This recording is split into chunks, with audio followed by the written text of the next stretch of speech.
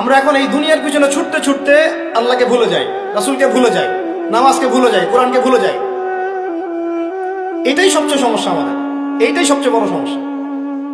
যে যুব সমাজ সালাত আদায় করছে না, এরা আল্লাহর জন্য জিহাদ করবে? কশ্চিন কালেও না।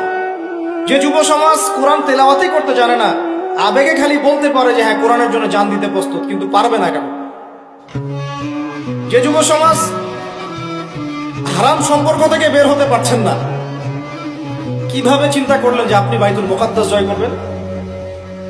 যে যুব সমাজ সুদ ছাড়তে পারতেছে না, পাবজি ফ্রি ফায়ার ছাড়তে পারতেছে না, সমকামিতার দিকে ধাবিত হচ্ছে, ট্রান্সজেন্ডার দিকে ধাবিত হচ্ছে, ফ্রি মিক্সিং অ্যাভেলেবেল, এই যুব সমাজ বাইতুল মুকাদ্দাস জয় করবে না।